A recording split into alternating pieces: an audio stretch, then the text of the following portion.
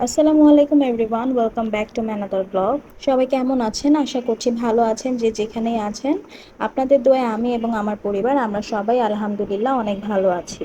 তো আজকে ব্রেকফাস্ট করা থেকে ব্লগটা স্টার্ট করলাম। তো এখানে আমি চিয়া পুডিং নিয়ে নিয়েছি, তার সাথে আজকে আমি আইস টি নিয়েছি। তো সবসময় তো দেখা যায় যে কফি খাওয়া হয় বা একটু চা খাওয়া হয়, তো আজকে ভাবলাম যে একটু অন্যরকম কিছু খাই। তো আইস টিটা বানালাম, আর আইস টিটা কিন্তু খেতে ভালোই লেগেছে, খারাপ না। আপনারাও ট্রাই করতে পারেন। আর এখানে আমি চিয়া পুডিংটা রাতেই সোক করে রেখেছিলাম, সকালে জাস্ট উঠে ফ্রিজ থেকে বের করে এই তো আমি আমার ব্রেকফাস্টটা সেরে নিচ্ছি। আর আইস টিটা কিন্তু খুবই রিফ্রেশিং, আমার কাছে খেয়ে খুব রিফ্রেশ ফিল হয়েছে। তো আইস টিটা শেষ করে আমি চলে যাব কিচেনে। তো কিচেনে যে রান্না বান্নার প্রস্তুতি নিতে হবে, তো এখানে আমি পেঁয়াজ, কাঁচামরিচ, ধনিয়া পাতা, টমেটো সব কেটে নিয়েছি। তার সাথে আমি চিচিঙ্গা ভাজি করব, তাই চিচিঙ্গাটাও কেটে নিয়েছি স্লাইস করে। একটা ডিম নিয়ে নিয়েছি। আর কচু ছড়া যেহেতু রান্না করব, কচু ছড়াটা আমি আগে একটু হলুদ দিয়ে সেদ্ধ করে নিয়েছি। চিংড়ি মাছটাও আমি কেটে ধুয়ে নিয়েছি। আর জান্নাতের জন্য মাছ ভুনা করব, তাই মাছ আলু সব কেটে ধুয়ে নিয়েছি। তো আমার রান্নার জন্য সব প্রিপারেশন নেওয়া শেষ। তো এখন আমি আমার রান্নাটা শেষ করে ফেলবো। তো রান্নাটা শেষ হয়ে গেছে, আর আজকে রান্নার ভিডিও দেইনি, কারণ সবসময় রান্নার ভিডিও দিলে একটা একঘেয়েমি চলে আসবে, আপনাদেরও দেখতে ভালো লাগবে না। এই তো ডিম দিয়ে চিচিঙ্গা ভাজি করেছি, তার সাথে ছিল ডাল ভর্তা।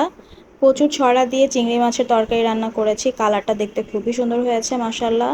সেই সাথে ছিল জান্নাতের জন্য মাছ ভুনা, কারণ ও তো আর কচু ছড়া খাবে না। তারপর রান্না টান্না শেষ করে কিচেনটা ক্লিন করে চলে আসলাম রুমে, দেখলাম জান্নাত খেলনা দিয়ে খেলেছিল গতকালকে। তো খেলনাগুলো সব পড়েছিল, তো ওগুলা সব কিছু আমি সুন্দর মতো গুছিয়ে রেখে তারপর আমি রুমটা ভালো করে ক্লিন করে ফেলবো। তো এই তো আমার রুমটা ক্লিন করা হয়ে গেছে। আর অগোছালো রুম দেখতে কিন্তু ভালো লাগে না, গুছালে কত সুন্দর লাগে দেখতে, তাই না?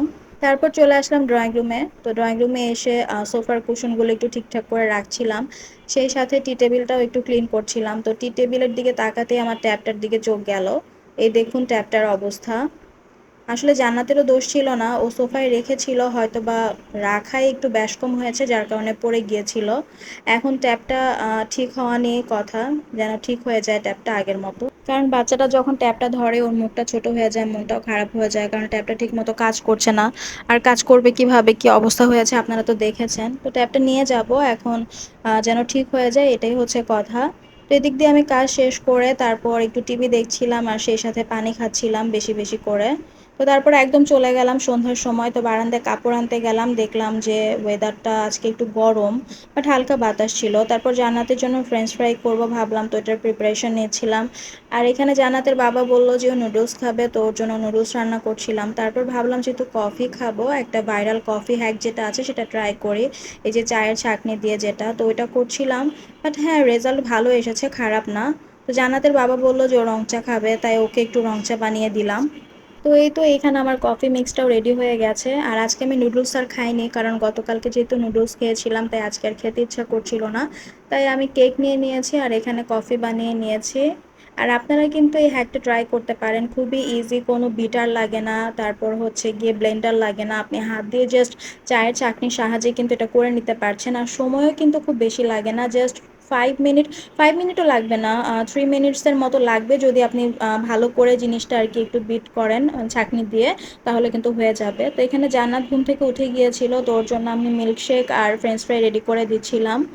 আর ওকে আমি একটু ডিফারেন্ট ডিফারেন্ট নাস্তা দেওয়ার ট্রাই করি, কারণ প্রতিদিন একরকম দিলে দেখা যায় বাচ্চা মানুষ খেতে চায় না, কারণ আমাদের বড়দেরই কিন্তু একরকম খাবার সবসময় খেতে ইচ্ছা করে না। তাই আমি মনে করি যে মাঝে মাঝে একটু ডিফারেন্ট ডিফারেন্ট নাস্তা বা খাবার রেডি করে দেওয়াটা কিন্তু দরকার। এতে করে ও খুশিও হয়ে যায় আর খুশি মনে খায়। তো নাস্তা টাস্তা কমপ্লিট করে তারপর আর ভিডিও করিনি, আর এটা হচ্ছে আগের ভিডিও ছিল, এই ভিডিওটা আমি আপনাদের সাথে একটু শেয়ার করছি। তো এই তো আমি সোফায় টিভি দেখছিলাম, জান্নাতের বাবা আর আমি ড্রয়িং রুমে বসে, তখন দেখলাম ও রুমে বসে, মানে রুমে আর কি, ও খেলছিল মিকি মাউস দিয়ে। আর ও কিন্তু ওর এই ডলটা খুবই পছন্দ করে, তো এর জন্য এটা নিয়ে ম্যাক্সিমাম টাইম ও খেলা করে। তো মিকি মাউসটাকে ও যেটা করছিল, যে ড্রেসিং টেবিলের উপরে ও বসিয়ে রেখেছে। আর ও এটাকে যে কোলে নিয়েছে, কোলে নেওয়ার পরে ও যখন আবার আর কি এটাকে বসাতে চাচ্ছিল, বাট মিকি মাউসটা না ঠিক মতো বসছিল না। তো ও খুবই ট্রাই করছিল মিকি মাউসটা সুন্দর করে বসানোর জন্য, কিন্তু ও লাস্টে যেটা হয় যে মিকি মাউসটাও পড়ে যায়, ওর অন্যান্য খেলনাগুলোও কিন্তু পড়ে যায়। তো এই তো আপনারা কিন্তু দেখতেই পারবেন। আর জান্নাতের বাবা আর আমি এখানে বসে হাসছিলাম, ওর কাণ্ডগুলো দেখছিলাম। ও খুবই ট্রাই করছিল মিকি মাউসটাকে বসানোর জন্য, বাট জান বাচ্চাটা বসাতে পারছিল না। এই তো এখনই মিকি মাউসটা পড়ে যাবে। এই যে এই তো পড়ে গেল। তো জান্নাতের বাবার আমি এত পরিমাণ হাসছিলাম, এর জন্য কিন্তু ক্যামেরাটাও শেক করছিল। তো যাই হোক, সবাই আমার জান বাচ্চাটার জন্য দোয়া করবেন। এই তো এখন মিকি মাউস কোলে নিয়ে বের হবে রুম থেকে। তো সবাই ভালো থাকবেন, সুস্থ থাকবেন। আজকের ব্লগটা এই পর্যন্তই ছিল।